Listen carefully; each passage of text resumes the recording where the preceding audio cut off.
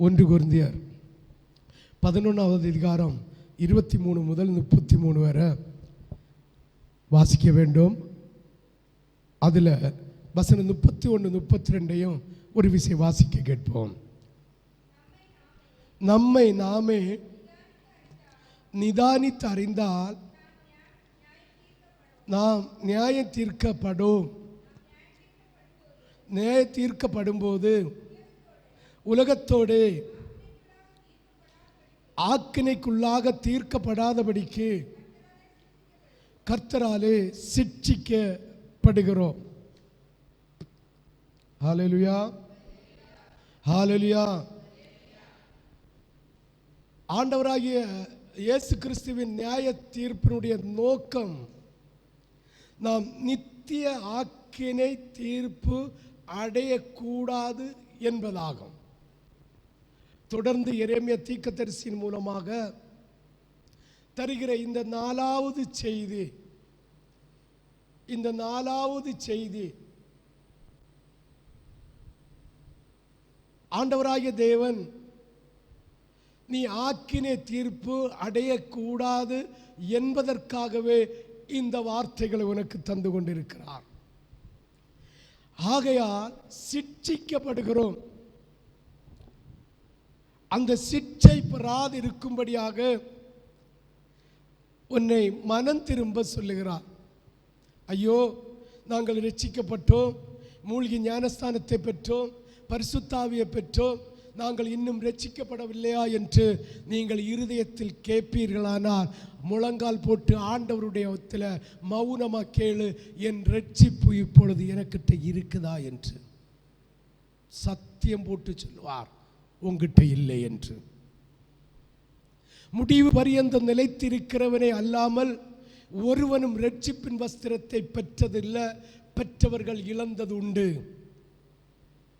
இன்று நாம் ஆக்கினை தீர்ப்பு அடையாதபடிக்கு இருப்பதற்காக கர்த்தர் வெளிப்படுத்தின வசனம், கர்த்தர் இஸ்ரவேல் ஜனங்கள் மனம் திரும்பும்படி கர்த்தர் எரேமியா மூலமாக வெளிப்படுத்தின விசேஷத்தை இன்று ஆண்டவராகிய தேவன் நமக்கு தந்திருக்கிறார்.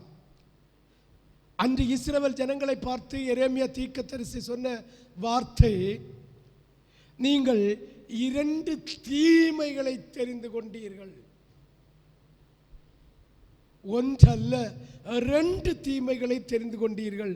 எரேமியா தீர்க்கதரிசியின் புஸ்தகம் அதனுடைய 2வது அதிகாரம் 13வது வசனத்தை ஒரு விசை வாசிக்க கேட்போம். எரேமியா 2:13. என் ஜனங்கள் 2 தீமைகளை செய்தார்கள். ஒன்று, ஜீவ தண்ணீர் ஊற்றாகிய என்னை விட்டு விட்டார்கள். 2, தண்ணீர் நிற்காத தொட்டிகளாகிய வெடிப்புள்ள தொட்டிகளை தங்களுக்கு வெட்டி கொண்டார்கள். சற்று சிந்தித்து பாருங்கள், சற்று யோசித்து பாருங்கள். இது 2ம் உங்களிடத்தில் இருக்கா என்பதை சற்று ஆராய்ந்து பார்த்து யோசித்து பார்த்து, என் தகப்பன் உங்களுக்காக கிழிக்கப்பட்ட சரீரத்திலேயும் சிந்தப்பட்ட இரத்தத்திலேயும் கைவை, இல்லாவிட்டால் இந்த 30 நாளைக்குள்ளே கர்த்தருடைய உபத்திரவம் உனக்கும் உன் குடும்பத்திலேயும் உண்டாகும். ஆமேன் சொல்லுகிறவர்கள் உண்டா? ஆமேன் சொல்லுங்க. கர்த்தருடைய வார்த்தை அப்படியே ஆக கடவது என்று சொல்லும்படியாக ஆமேன் என்று சொல்லலாமே. நீங்கள் கர்த்தருடைய உன்னதமான ஜீவ ஊற்றை விட்டு விட்டீர்கள். 2வது, வெடிப்புள்ள தொட்டி, தீமையை அனுபவிக்கக்கூடிய வெடிப்புள்ள தொட்டியை நீங்கள் தெரிந்து கொண்டீர்கள். கர்த்தருடைய ஆலயத்தில் நடக்கிற பரிசுத்த ஆராதனைகளை நீங்கள் வெறுத்து விட்டீர்கள். 2வது, உலகத்தில் நிலையற்றதோ மாயையுமாயிருக்கிற சம்பாத்தியத்தின் மேல் உங்கள் இருதயம் நாட்டம் கொண்டுள்ளது. இது ரெண்டும் என்கிட்ட இல்லைன்னு சொல்லுகிறவர்கள் பந்தியில் கை போடலாம். இருக்குன்னு சொல்லுகிறவர்கள் மனம் திரும்பி ஆண்டவருடைய பொருத்தனையோடு ஆண்டவருடைய ஒப்புரவாய் கைபோடு. இல்லாவிட்டால் அந்தோ பரிதாபம், அந்தோ பரிதாபம், அந்தோ பரிதாபம். உனக்கு ஆண்டவருடைய உடன்படிக்கையின்படி ஆண்டவருடைய திருச்சபையின் ஒழுங்குக்கு நம்ம சொல்லி வைத்திருக்கிற இந்த ஆராதனைகளுக்கு வர முடியாவிட்டா பந்தியில கை போடாத, போடாத. ஒன்லி ஜீசஸுக்கும் ஒன்லி பிதாவுக்கும் ஒன்லி பரிசுத்த ஆவியானவருக்கும் உனக்கு வித்தியாசம் இல்லை. சிந்தித்து பாருங்கள், யோசித்து பாருங்கள். கர்த்தர் சொல்லுகிறார், ரெண்டு தீமையை நீ தெரிந்து கொண்டாயா? ஒன்று, ஆண்டவருடைய ஜீவ நதி ஊறுகிற ஜீவ ஊற்றாகிய பரிசுத்த ஆவியானவர் அவருடைய சபையில நடத்துகிற பரிசுத்த ஆராதனையில பெற்று கொள்ளக்கூடிய ஜீவ தண்ணீரை நீ வெறுத்த. இரண்டாவது, உலக சம்பாத்தியம் என்கிற உலக மாயையை பின்பற்றி அது நிற்காததும் அந்த தண்ணீர் எப்போதும் வெடிப்புள்ளதாய் தொட்டியுமாய் இருந்து அது ஒருபோதும் தாகத்தை தீர்க்க முடியாததும் இந்த மாயையை பின்பற்றி நீ அதை தெரிந்து கொண்டது நிமித்தம் ரெண்டு தீமையை நீ தெரிந்து கொண்டிருக்கிறாய் என்று வேதம் நமக்கு சுட்டி காட்டுகிறது. நீ எந்த இடத்துல இருக்கிற? ஏதோ ஒரு தமாசு போக்கு, ஏதோ ஒரு விளையாட்டு. இந்த விளையாட்டினாலதான் இந்த ஜனங்களுடைய இருதயத்துக்கு பிரியமா இன்று அநேக மனவாட்டி திருச்சபைகள் விழுந்து போந்து கொண்டிருக்கிறது. அது எக்காரணமோ ரெண்டு தலைமுறைக்கு இந்த இடத்துல நடக்க விட மாட்டார். நடந்தா ஊழியம் செய்கிற ஊழியக்காரனை கர்த்தர் கூறு போட்டு விடுவார். ஆமென் சொல்லு, ஆமென் சொல்லு. உற்சாகமா ஒரு அல்லேலூயா சொல்லு. முழு இருதயத்தோடு ஒரு அல்லேலூயா சொல்லு. ஆண்டவராகிய தேவன் உன்னை பார்த்து சொல்லுகிறார், என் ஜனங்கள் ரெண்டு தீமைகளை செய்தார்கள். ஜீவ தண்ணீர் ஊற்றாகிய இயேசு கிறிஸ்துவ ஆராதனையை விட்டு விட்டார்கள்.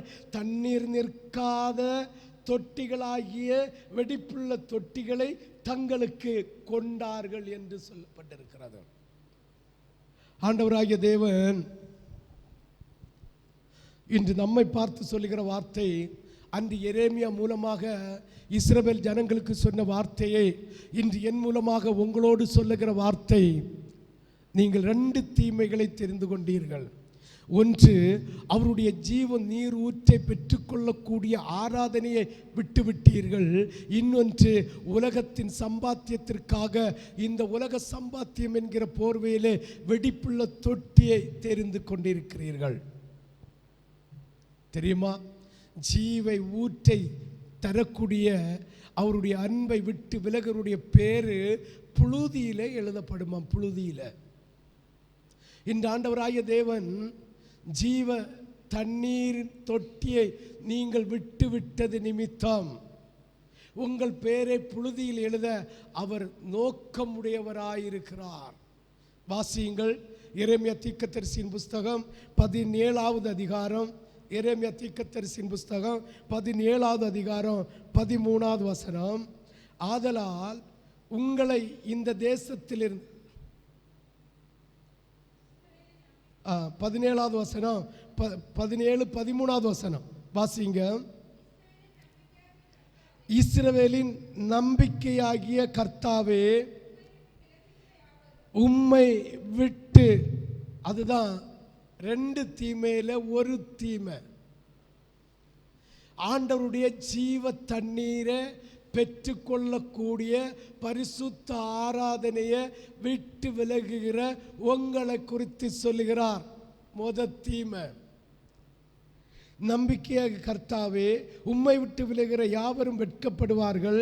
அவர்கள் ஜீவனுள்ள தண்ணீரின் ஊற்றாகிய கர்த்தரை விட்டு விலகினபடியார் உம்மை விட்டு அகன்று போகிறவர்களின் பெயர் புழுதியில் எழுதப்படுமா? புழுதியில், நரகத்தில் இருக்கிற புஸ்தகத்தில் எழுதப்படுமா? ஆண்டவருடைய இரட்சிப்பை பெற்று ஆண்டவருடைய வார்த்தையை கேட்டு அவருடைய சுகத்தையும் விடுதலையும் சமாதானத்தையும் பெற்று சுகமாய் ஆகாப் இருந்தது போல இருக்கும்போது நம்முடைய சுய சிந்தனையை சாத்தான் கொண்டு வந்து நம்முடைய குடும்பத்தாருடைய ஆலோசனை இல்லை உற்றார் உறவினர் ஏதாவது ஒரு ஆலோசனையை தந்து உன்னை நாசமடைய செய்ய பிசாசு போட்ட கண்ணியில அகப்படாதீர்கள்.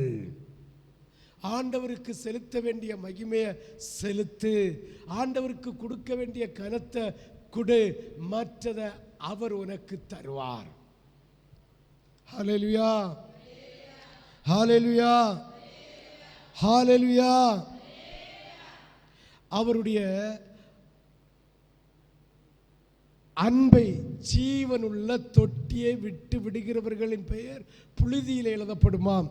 ஆண்டவரின் அன்பை விட்டு உலகத்தை தேடுகிறவர்களை குறித்து கர்த்தர் சொல்லுகிற வார்த்தையை சற்று தியானித்து பார்ப்போமா? எரேமியா தீர்க்கதரிசியின் மூலமாக இஸ்ரவேல் ஜனங்களுக்கு கொடுத்த அதே வார்த்தையை இன்று என் மூலமாக உங்களுக்கு தருகிறார். இந்த ஆண்டவருடைய ஜீவ ஊற்றை விட்டுவிட்டு தேவனுடைய அன்பை விட்டுவிட்டு உலகத்தை தேடி அலைகிறவர்களுடைய காரியங்களை குறித்து சற்று தியானித்து பார்ப்போம். கர்த்தர் என்ன சொல்லுகிறார் என்று. அதே 2வது அதிகாரம் 17 முதல் 23 வரை. உன் தேவனாகிய கர்த்தர் உன்னை வழியிலே நடத்தி கொண்டு போகும் காலத்தில் நீ அவரை விட்டு போகிறதினால் அல்லவோ இதை உனக்கு நேரிட பண்ணினாய். இப்போதும் சீகோரின் தண்ணீரை குடிப்பதற்கு சீகேரின் தண்ணீர், ஆண்டவருடைய ஜீவ ஊற்றின் தண்ணீரை குடிப்பதற்கு விட்டுவிட்டு அவருடைய ஜீவ ஊற்று தண்ணீர் ஊற்றப்படும் நேரமாகிய பரிசுத்த ஆராதனைகளை விட்டுவிட்டு நீயோ சீகோமின் தண்ணீரை குடிப்பதற்கு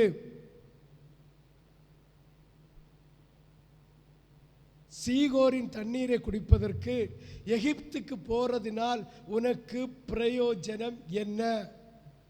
வெடிப்புள்ள தொட்டியை நீ தேர்ந்தெடுக்கிறது நிமித்தம் அந்த வெடிப்புள்ள தொட்டியை தேர்ந்தெடுத்து உன்னுடைய தண்ணீரை அதில் பெருக்கிறது நிமித்தம் என்ன பிரயோஜனம் என்று கேட்கிறார்.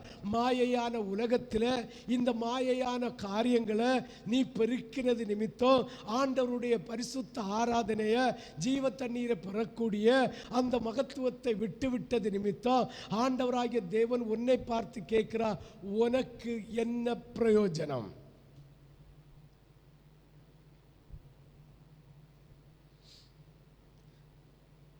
ஐப்ராத் நதியின் தண்ணீரை குடிப்பதற்கு அசிரியாவுக்கு போறதினால் உனக்கு என்ன பிரயோஜனம்? ஜீவ நதியாகிய தேவனுடைய தண்ணீரை பருகுவதற்கான நேரமாகிய பரிசுத்த ஆராதனைகளிலே ஊற்றப்படுகிற தண்ணீரை நீ புசித்து நீ பருகி நீ பலன் கொண்டு ஆண்டவருடைய சமூகத்தை விட்டு நீ விலகி போகாமல் உன்னுடைய குடும்பத்துக்காக உன்னுடைய ஐஸ்வர்யத்துக்காக உன்னுடைய ஆசீர்வாதத்திற்காக நீ உழைத்து உண்டாக்குற தண்ணி வெடிப்பில்லாத தொட்டியிலே நிரப்பப்படும் என்பதை புரிந்து கொள்ள வேண்டும். ஆண்டவராகிய தேவனுடைய ஜீவனுள்ள நதியை நீ பருகுவதற்கு விட்டுவிட்டு பரிசுத்த ஆராதனையில் கிடைக்கும் அந்த விடுதலை சமாதானம் இந்த பரிசுத்த இந்த ஜீவ நதியை விட்டுவிட்டு நீ இந்த உலகத்தில் இருக்கிற இந்த சீகோரின் தண்ணீரையும் ஐப்ராத் குடிப்பதற்கு அசிரியாவுக்கு பாருங்க தண்ணீரை ஐப்ராத் நதியின் தண்ணீரையும் குடிப்பதற்கு நீ உலகத்தோடு சேர்ந்து போகிறதுனால் உனக்கு என்ன பலன்? இந்த வெடிப்புள்ள தொட்டியில் இருக்கும்போது அது ஒன்றை அறியாமலே அந்த ஆசீர்வாதம் ஒன்றை தெரியாமலே கரைஞ்சி போகும். அது மட்டுமில்லை, ஜீவனுக்குள்ளேயும் பிரவேசிப்பதற்கு தகுதியற்ற பாத்திரமாய் இருக்கிறீர்கள். சிந்தித்து பாருங்கள், யோசித்து பாருங்கள். ஆண்டவராகிய தேவன் உன்னை குறித்து சொல்லுகிறார். ஆண்டவராகிய தேவன் உன்னை குறித்து சொல்லுகிறார். ஆண்டவருடைய ஜீவ நீரூற்றை நீ விட்டு வெடிப்புள்ள தொட்டியை நீ தேடி நிரப்ப பார்க்கிறார். உனக்கு என்ன பலம்?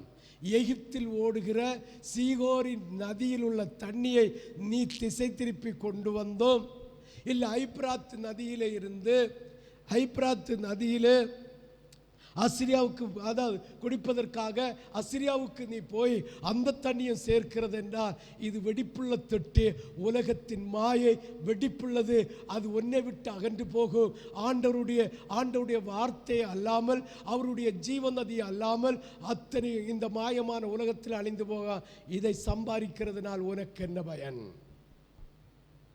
ரெண்டும் போச்சு. உலகத்தின் மாயையும் உன்னை விட்டு அகன்று போகும், ஆண்டவருடைய ஜீவ தண்ணீராகிய ஜீவனுள்ள இயேசுவையும் நீ விட்டு அகன்று போய் தீரும். உன் பெயர் புழுதியிலே எழுதப்படுமாம். உன் பெயர் புழுதியிலே எழுதப்படுமாம். உன் பெயர் புழுதியிலே எழுதப்பட்டா உன் சந்ததிகளின் சூழ்நிலை, உன்னுடைய சந்தானத்தின் சூழ்நிலையை சற்று யோசித்து பார். சற்று யோசித்து பார். சற்று யோசித்து பார். சற்று யோசித்து பார். நீ வெடிப்புள்ள தொட்டியாகிய உலக மாயையை நம்பி அதை மாயைக்குள்ளே நிலைத்திருக்கும்படியாக ஆண்டவருடைய ஜீவ தண்ணீர் ஊற்றை அனுபவிக்கக்கூடிய அந்த பரிசுத்த ஆராதனையை நீ இழந்து போகிறானால் அந்தோ பரிதாபம், அந்தோ பரிதாபம். சிந்தித்து பாருங்கள், யோசித்து பாருங்கள். உன் தீமை உன்னை தண்டிக்கும், உன் மாறுபாடுகள் உன்னை கண்டிக்கும்.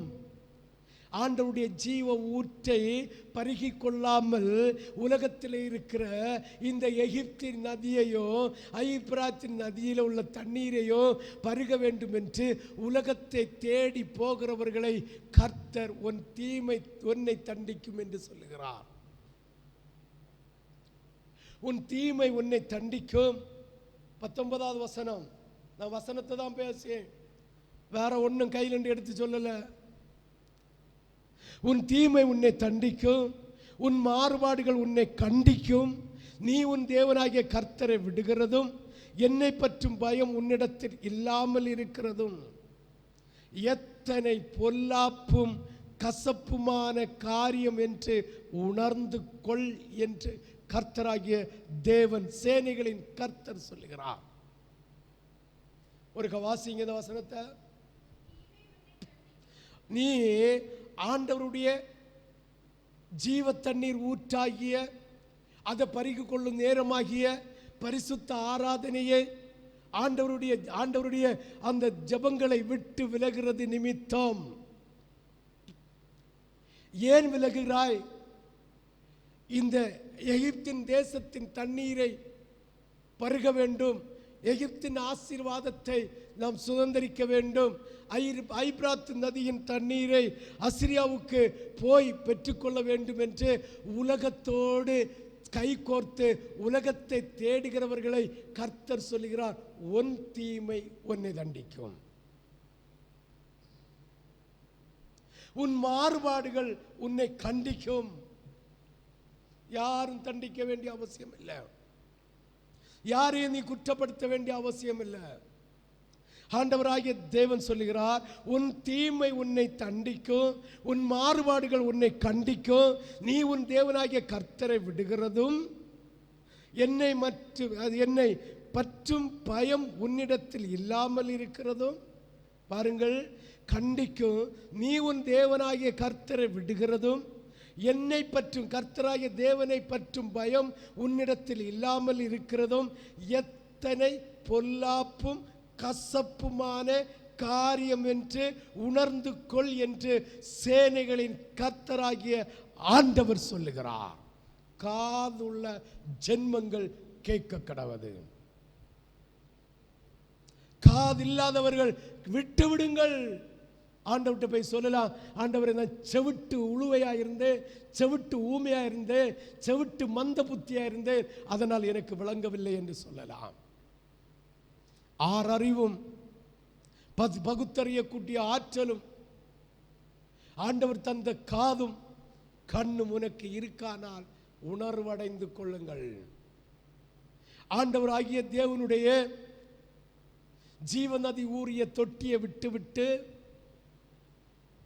உலகத்தில் பாய்கிற வெடிப்புள்ள தொட்டியாகிய எகிப்தின் சம்பாத்தியத்தையும் அசிரியாவின் சம்பாத்தியத்தையும் நீ பெற வேண்டும் என்று உலகத்தை தேடி போனா ஒன் தீமை ஆண்டவருடைய பரிசுத்த ஆராதனையை கொலைத்து போட்டு, ஆண்டவருடைய ஜெபத்தை கொலைத்து போட்டு, காத்திருப்பை கொலைத்து போட்டு, அதிகாலை ஜெபத்தை கொலைத்து போட்டு, குடும்ப ஜெபத்தை கொலைத்து போட்டு, உனக்காக ஒரு சிந்தனையோடு ஒரு யோசனையோடு நீ இருக்கும்போது நீ செய்த தீமை உன்னை தண்டிக்குமாம்.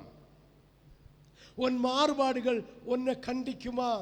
நீ உன் தேவனாகிய கர்த்தரை விடுகிறதும் அவரை பற்றும் பயம் உன்னிடத்தில் இல்லாமல் இருக்கிறதும் எத்தனை பொல்லாப்பும் கசப்புமான காரியம் என்று உணர்ந்து கொள் என்று சேனைகளின் கர்த்தராகிய நமக்காக இரத்தம் சிந்தின இயேசு சொல்லுகிறார். 20வது வசனம், பூர்வ காலம் துவக்கி நான் உன் நுகத்தடியை முறித்து உன் கட்டுகளை அறுத்தேன்.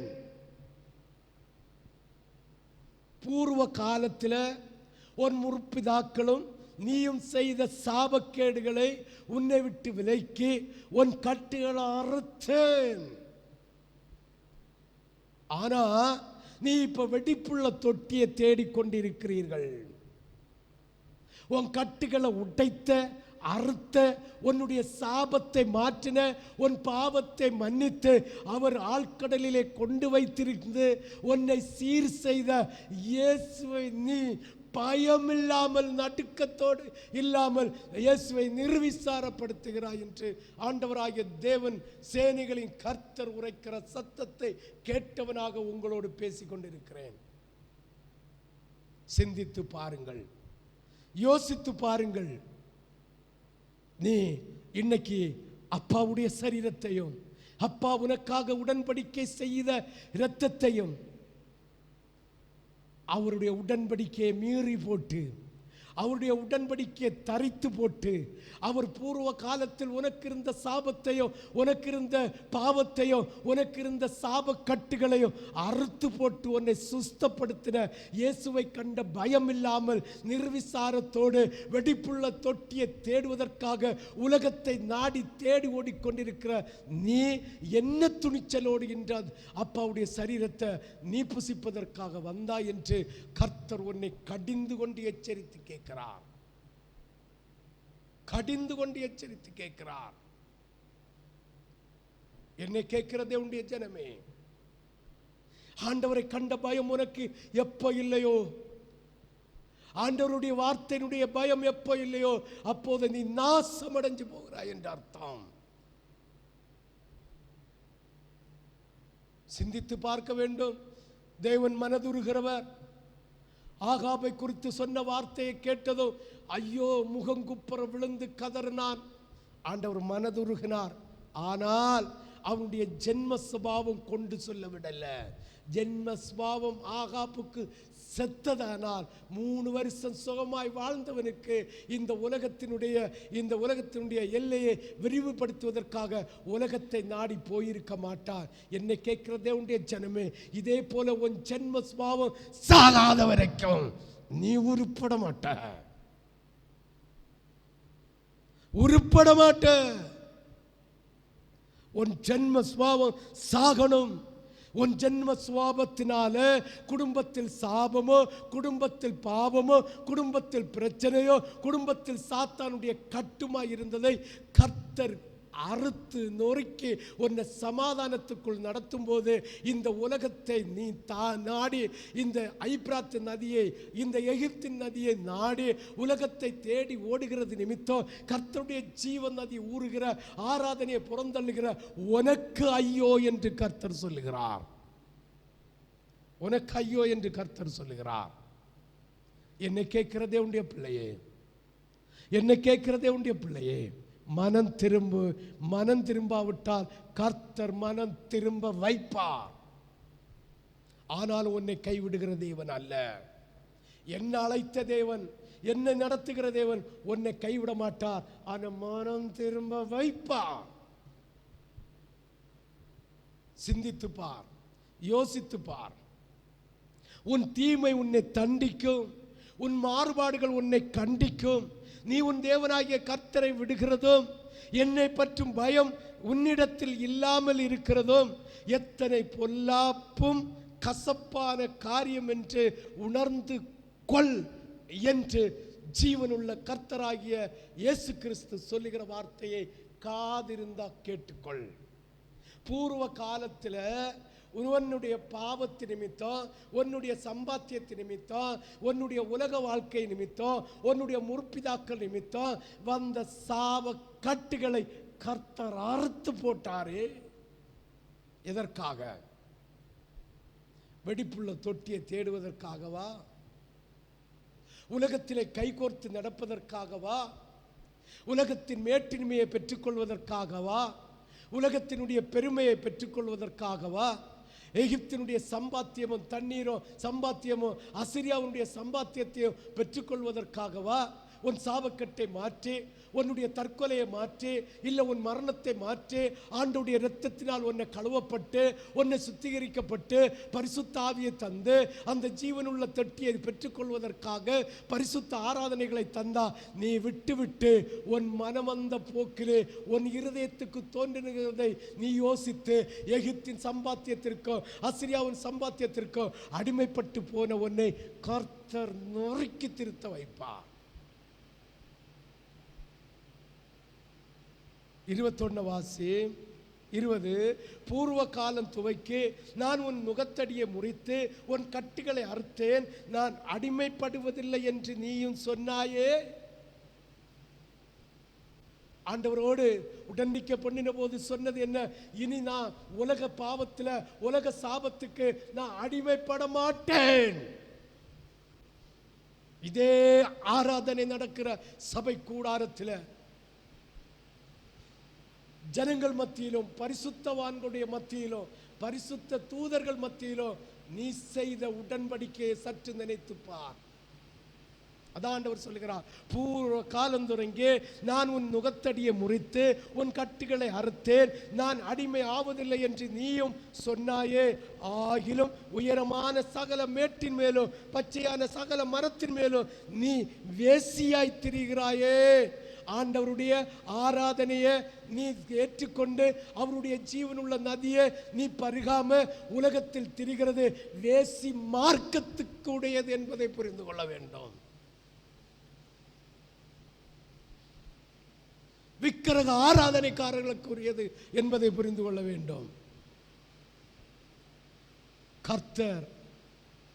கர்த்தர் உங்களை அப்படியே உற்று நோக்கி கொண்டிருக்கிறார். கர்த்தரை குறித்த பயம், இயேசு சிலுவையில் சிந்தின இரத்தத்தை குறித்த பயம், அவரோடு உடன்படிக்கை செய்ததற்கு அடையாளமாக இரத்தத்தினால் கழுவின அந்த இரத்தத்தின் பயம், உன்னை சுத்திகரிப்பதற்காக தந்த பரிசுத்த ஆவியானவருடைய பயம். அற்று திரியுங்கள். எவ்வளவு பொல்லாப்பும் எவ்வளவு கசப்பும் என்பதை நீ புரிந்து கொள்ள வேண்டும் என்று சேனைகளின் கர்த்தராகிய தெய்வம் உன்னை பார்த்து சொல்லுகிறார். என்னை அழைத்தவரும் ஜீவன் உள்ளவரை பாதுகாத்துக் கொள்ளுகிறவரும் வழி நடத்துகிறவரும் இன்று என்னோடு இருந்து உங்களோடும் பேசுகிற கர்த்தர் சொல்லுகிற வார்த்தையை காதுள்ளவன் கேட்க கடவன், மற்றவன் விட்டு ஆண்டவருடைய பந்தியில கை போடாத. செத்த இன்னைக்கு இவ்வளவு உணர்வுள்ள இருதயத்தோடு கர்த்தரோடு பொருத்தனை பண்ணி கர்த்தருடைய சமூகத்தில் தன்னை தாழ்த்தி ஒப்பு கொடுத்து நீ பந்தியில கை போடாவிட்டா நீ செத்த. உன்னுடைய ஆவி முடிஞ்சு, உன்னுடைய ஆவி க்ளோஸ். ஆண்டவர் மரத்திலிருந்து சொல்லுகிற சத்தத்தை கேட்டவனாக சொல்லுகிறேன். ஆண்டவர் உன்னை பார்த்து என்ன சொல்லுகிறார் தெரியுமா? நான் இந்த உலகத்தில் உன்னை மீட்டெடுத்து உயர்ந்த அந்தஸ்தாகிய பரிசுத்தாவியை தந்து ஜீவனுள்ள நதியை பெற்றுக்கொள்வதற்காக பரிசுத்த ஆராதனைகளை தந்து நல்ல உயர்தரமான திராட்சை பழம் கிடைக்கும், நல்ல ஆசீர்வாதமான கனிகளை கொண்டு வருவேன்னு உன்னை நம்பி எடுத்தார் பாரு, அவர் வேதனைப்படுகிறதுல எந்த தப்பும் இல்லை. தப்பு இல்லை. 21 வாசியுங்கள். நான் உன்னை முற்றிலும் நற்கனி தரும் உயர்குல திராட்சை செடியாக நாட்டினேன். உன்னை ஆண்டவருடைய தோட்டமாகிய சபையில கூட்டி கொண்டு வந்து உன்னை பாவத்தை, பூர்வ ஜென்மத்தின் பாவத்தையும் பூர்வ ஜென்மத்தின் அக்கிரமத்தையும் உன்னை விட்டு மாற்றி அதை கொண்டு வந்த பிசாசின் கட்டுகளை அறுத்து உன்னை ரட்சிப்படைந்து நீயும் சொன்னாயே, இனியும் நான் இந்த உலகத்திற்கு அடிமை ஆகுவதில்லை, அப்பா உமக்கு மட்டும்தான் அடிமை என்று தன் ஆவி ஆத்தும சரீரத்தை ஒப்பு கொடுத்தது நிமித்தம் உன்னை தோட்டம் என்கிற சபையில நாட்டி உயர் குல திராட்சை கனிகளை நீ கொண்டு தருவாய் என்று உன்னை நாட்டினை. நீயோ புளிச்சக்காய் கூட கொண்டு வரல. சிந்தித்து பார்.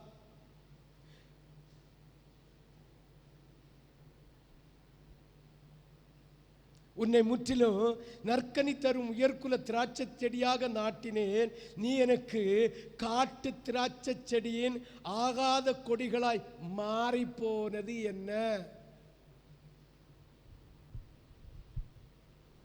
மணவாட்டி சபையில ஆண்டவராகிய தேவன் உன் பூர்வ காலத்து சாபத்தையும் உன் தகப்பன்மாருடைய சாபத்தையும் உன்னுடைய அக்கிரமத்தின் சாபத்தையும் மாற்றி அவருடைய திராட்சை தோட்டமாகிய மணவாட்டி சபையிலே அவர் கொண்டு நாட்டினது உயர்குல திராட்சை கனிகளை கொண்டு தருவாய் என்று.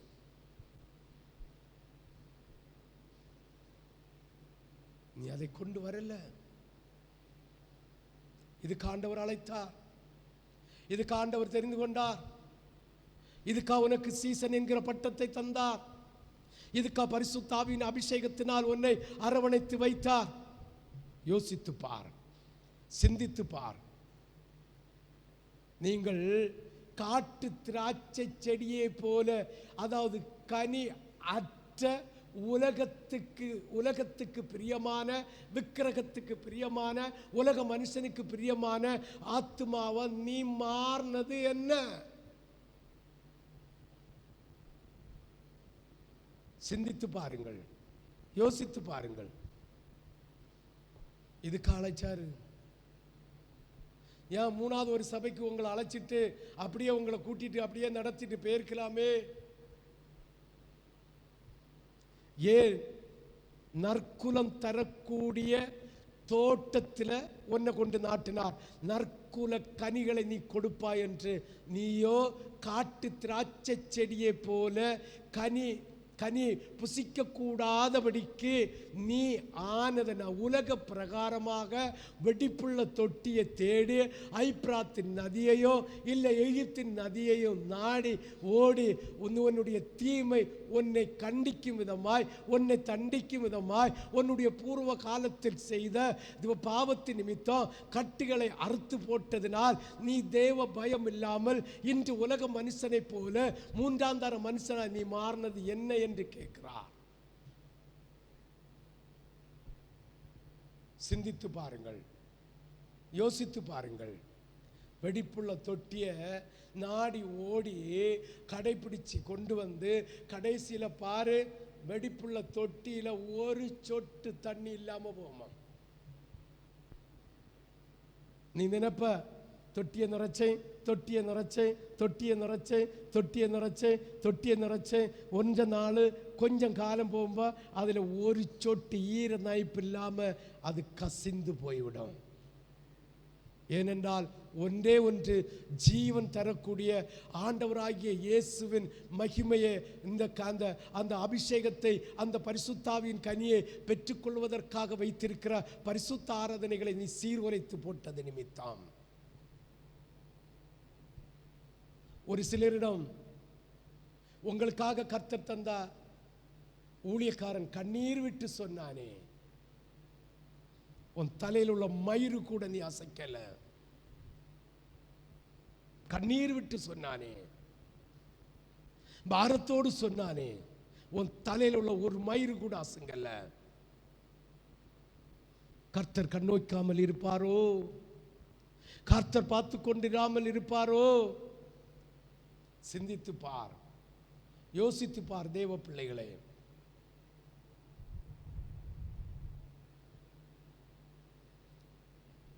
இருபத்தி நீ உன்னை ஒவ்வொரு மண்ணினாலே கழுவி அதிக சவுக்காரத்தை கையாடினாலும் உன் அக்கிரமத்தின் கரைகள் எனக்கு முன்பாக இருக்கும் என்று கர்த்தராகிய ஆண்டவர் சொல்லுகிறார்.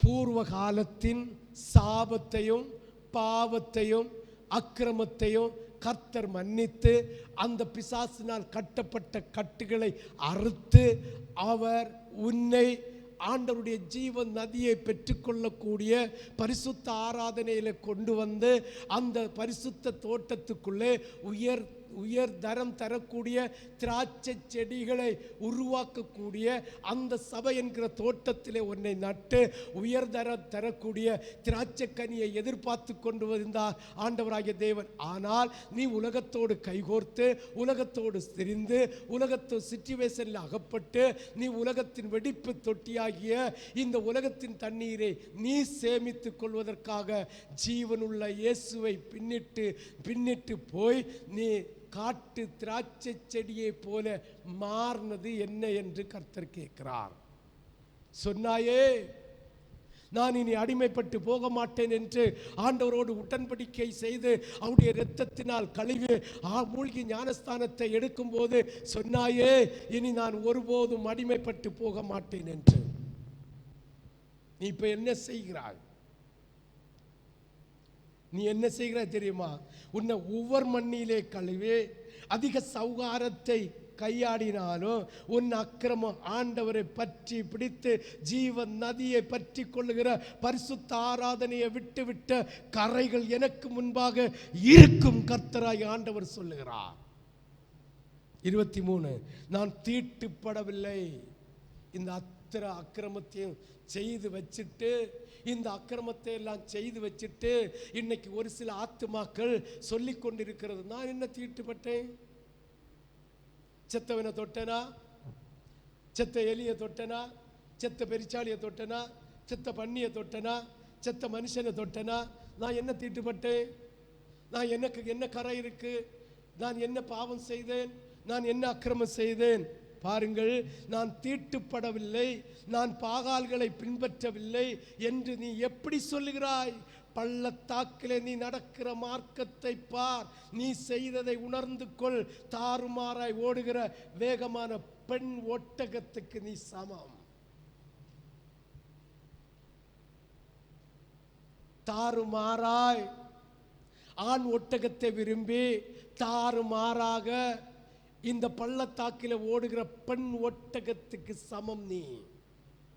ஆண்டவருடைய பரிசுத்த ஆராதனையில் ஜீவ நதியை பெற்றுக்கொள்ளாமல் உலகத்தில் இருக்கிற வெடிப்பு நதிக்காக இந்த எகிப்துக்கு போய் அசிரியாவுக்கு போய் தண்ணீரை நிரப்ப வேண்டும், ஆசீர்வாதத்தை நிரப்ப வேண்டும் என்று ஆண்டவராகிய தேவன் பூர்வ காலத்தில் உனக்குடைய பாவத்தையோ உன்னுடைய பிதாக்களுடைய பாவத்தையோ சாபத்தையோ பிசாசினால் கட்டப்பட்டிருந்த கட்டையோ அறுத்து போட்டு உன்னை உயர்தரம் தரக்கூடிய தரமான ஒரு தோட்டத்திலே நாட்டு உயர்கல திராட்சை தரும் என்று எதிர்பார்த்த நேரத்திலே நீ உதவாத திராட்சை செடியாக காட்டு திராட்சை செடியாக நீ மாறுகிறது என்ன?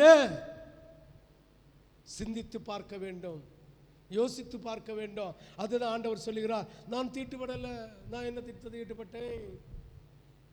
நான் என்ன பாவம் செய்தேன்? ஒழுங்கா காணிக்க கொடுக்கிறேன், ஒழுங்கா பிறந்த நாள் காணிக்க கொடுக்கிறேன், திருமண காணிக்க கொடுக்கிறேன், இல்லாவிட்டால் எந்த சோத்திர காணிக்க கொடுக்கிறேன், தசம பாகம் கொடுக்கிறேன். நான் என்ன பாவம் செய்கிறேன்? ஆண்டவருடைய சமூகத்தில் உன்னை தெரிந்து கொண்ட போது உன் பூர்வ காலத்தில் கட்டப்பட்ட சாபத்தையோ கட்டப்பட்ட பாவத்தையோ அவர் கட்டறுத்து போட்டு உயர் குல திராட்சை தரக்கூடிய தோட்டத்திலே உயர்தரமான திராட்சை கிடைக்க வேண்டும் எண்ணத்தில் நாட்டப்பட்ட நீ இன்னைக்கு ஐப்ராத்து நதியையோ அசீரியா நதியையோ எகிப்து நதியையோ நாடி உலகத்தை தேடி போகிற உன்னை கர்த்தர் உன்னுடைய தீமையை உன்னை தண்டிக்கும் என்று சொல்லும்போது நான் என்ன தீட்டுப்பட்டேன்? ரொம்ப கூடா. நான் என்ன பாவம் செய்தேன்? நான் என்ன தவறு செய்தேன்? அதை சொல்லுகிறார். நான் தீட்டுப்படவில்லை, நான் பாகால்களை பின்பற்றவில்லை, விக்கிரக ஆராதனை செய்து விக்கிரகத்துக்கு முன்னால் பணியல்ல. ஆனா ஆண்டவருடைய தந்தை இருதயத்தில் விக்கிரக ஆராதனை கொத்த சாபத்தை சுமந்து செல்கிறீர்கள். நான் தீட்டுப்படவில்லை, நான் பாகால்களை பின்பற்றவில்லை என்று நீ எப்படி சொல்லுகிறாய்? இந்த வார்த்தை உனக்குள்ள எப்படி வருது? ஜீவ நதி உள்ள தொட்டியாகிய பரிசுத்த ஆராதனையை நீ சீர்குலைத்து போட்டு, பரிசுத்த ஆராதனையை நீ விட்டு விட்டு வெடிப்புள்ள தொட்டியை தேடி போகிற. இது விக்கிரக ஆராதனை அல்லையோ? இது பாகாலுக்கு செலுத்துகிற ஆராதனை அல்லையோ? நீ ஆண்டவராகிய தெய்வம் உன் சாபத்தை, பூர்வ காலத்து சாபத்தை, உன்னுடைய பாவத்தை, உன்னுடைய அக்கிரமத்தை, உன்னுடைய சாபக்கட்டுகளை அகற்றி போட்டு உன்னை ரட்சித்து உயர்தரம் தரக்கூடிய திராட்சை தோட்டத்திலே உன்னை நாட்டி ஆண்டவராகிய தேவன் உயர்ந்த தரமாகிய திராட்சை கனியை எதிர்பார்க்கிற போது நீ காட்டு கழுதையை போல, காட்டு திராட்சை செடியை போல, காட்டு கழுதையை போல பள்ளத்தாக்கிலே ஆண் ஒட்டத்துக்காக, அதாவது தார்மாரா ஓடுகிற பெண் ஒட்டகத்தை போல இருக்கிறாய் என்று கர்த்தர் உன்னை குறித்து சொல்கிறார். ஆனா சொல்வோம், நான் தீட்டுப்படல, நான் தீட்டுப்படல. சிந்தித்து பாருங்கள், யோசித்து பாருங்கள். கர்த்தர் உங்களோடு நின்று கொண்டு பேசிக் கொண்டிருக்கிறார். நான் தீட்டுப்படவில்லை.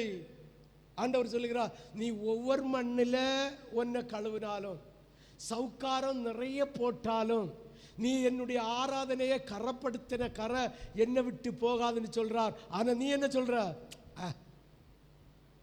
அசால்ட்டா.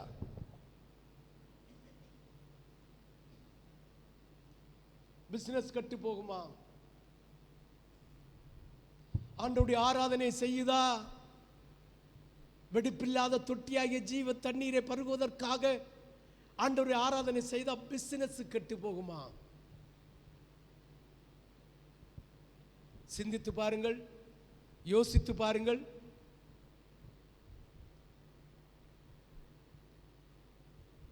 ஆண்டவராகிய தேவன் வேதனையோடு, துக்கத்தோடு, பாரத்தோடு இன்று இந்த இடத்தில் இறங்கி இருக்கிறார்.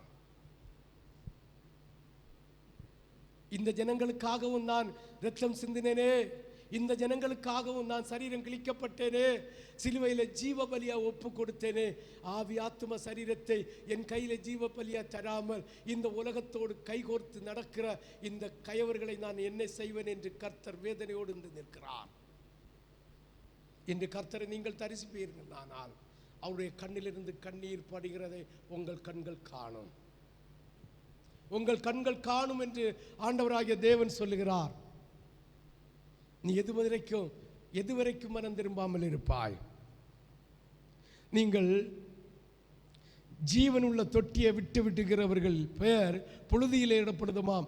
ஆண்டவரின் அன்பை விட்டு உலகத்தை தேடுகிறவர்களை குறித்து கர்த்தர் சொன்ன வார்த்தையை கேட்டீர்கள். செய்கிறதை செய்துவிட்டு கர்த்தரோடு வழக்காடுகிறவர்களாய் இருக்கிறார்கள்.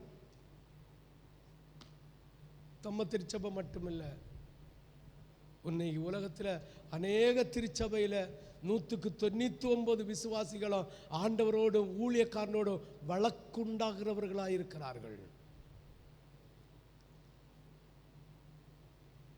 செய்கிறதை செய்துவிட்டு கர்த்தரோடு வழக்காடுகிறார்கள்.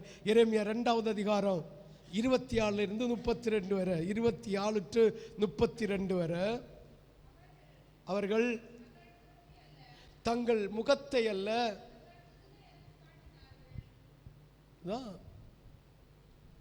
வெடிப்பில்லாத தொட்டியாகிய ஜீவ நதியை பெற்றுக்கொள்வதற்காக ஆராதனைக்கு வந்து முகத்தை ஆண்டவருக்கு நீட்டு ஆண்டவரை துதிக்காமல் முதுகை காட்டிக் கொண்டிருக்கிறீர்கள். காரணம் பிசினஸ், காரணம் வேலை, காரணம் சம்பாத்தியம், சரீர ஆரோக்கியத்தை தருகிறது கர்த்தராகிய தேவன். ஆனால் சிந்திக்கிறது அத்தனையும் முட்டாள்தனமான காரியம்.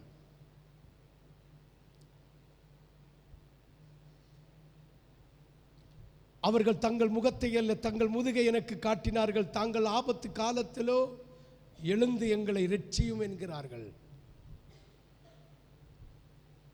ஆபத்து காலத்தில் எழும்பி என்ன ரட்சியும் என்கிறார்கள். ஆனால் கர்த்தருக்கு முகத்தை காட்டாமல் கர்த்தர் முதுகை காட்டி புறந்தள்ளி விட்ட அதே ஜனங்கள், இன்றைய கிறிஸ்துவுக்குள் வாழ்கிறேன் என்கிற பெந்தேகோஸ்து ஜனங்கள் ஆண்டவருக்கு முகத்தை காட்டாமல் முதுகை காட்டிவிட்டு உபத்திரவம் ஆபத்து வந்தபோது என்னை ரட்சியும் என்கிறார்கள். நீ உனக்கு உண்டு பண்ணின தேவர்கள் எங்கே? ஆண்டவருக்கு ஆராதனை செலுத்த வேண்டிய நேரத்தில் நீங்கள் உலகத்துக்கு அந்த நேரத்தை கொடுத்து சம்பாத்தியம் பண்ணின சம்பாத்தியமாகிய தேவர்கள் உனக்கு எங்கே? எங்கே? நீ உனக்கு உண்டு பண்ணின தேவர்கள் எங்கே? உன் ஆபத்து காலத்தில் உன்னை ரட்சிக்க கூடுமானால் அவைகள் எழும்பட்டும். யூதாவே, உன் பட்டணங்களின் இலக்கமும் உன் தேவர்களின் இலக்கமும் சரி.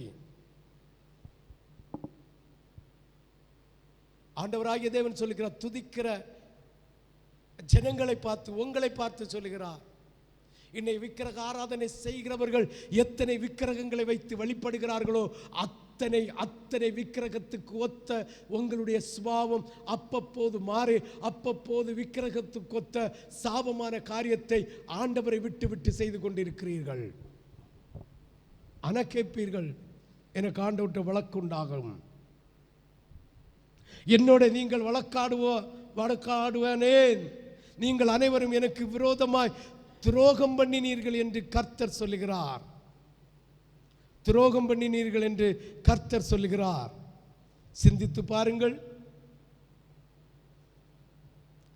30வது வசனம், நான் உங்களை பிள்ளைகளை அடித்தது விருதா, நான் உங்கள் பிள்ளைகளை அடித்தது விருதா.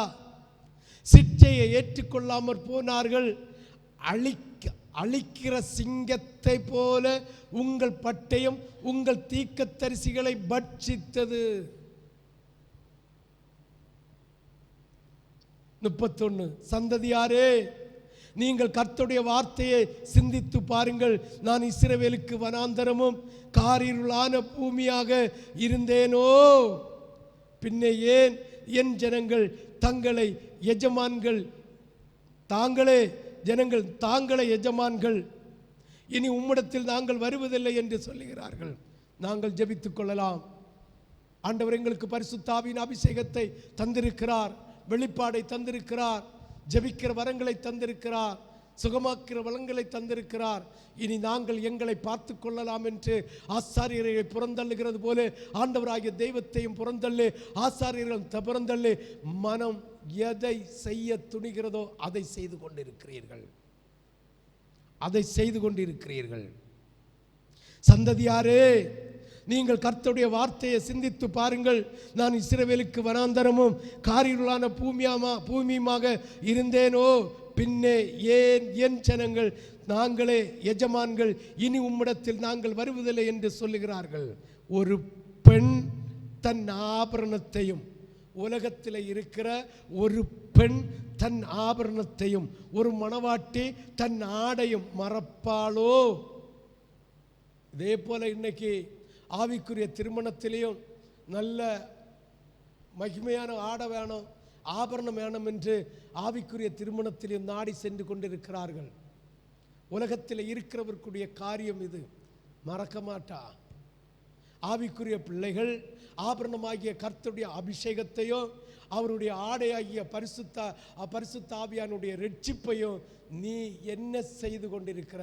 இதை உலகத்தில் இருக்கிறவா அந்த ஆபரணத்தையும் அவ உடுத்த ஆடைய மறப்பா உண்டன்னா, நீ உன்னை ரட்சித்த இயேசுவையோ ரட்சித்த பரிசுத்த ஆவியின் அபிஷேகத்தையோ உனக்கு தந்த ரட்சிப்பின் வஸ்திரத்தையும் மறக்கலாம். சிந்தித்து பார், அவ மறக்க மாட்டா. ஆனா நீ என்ன செய்ய?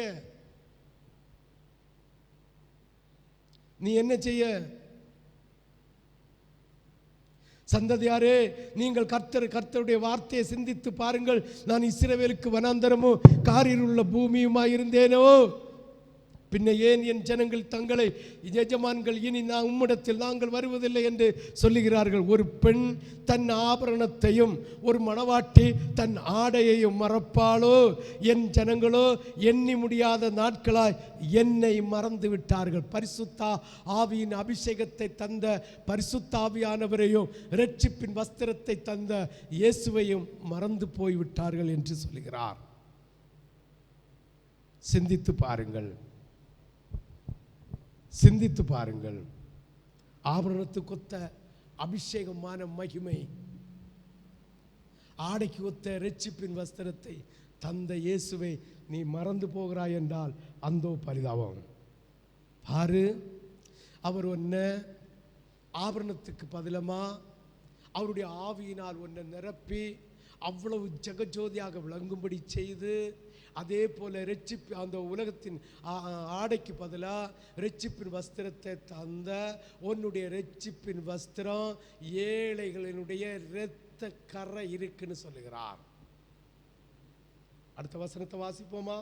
ஒரு இரட்சிப்பின் வஸ்திரத்தில் ஏழை ஆத்துமாவின் இரத்தம் காணப்படுகிறது. ஏழை ஜனங்கள் இல்ல, ஏழை ஆத்துமாக்களுடைய இரத்தம் காணப்படுகிறது.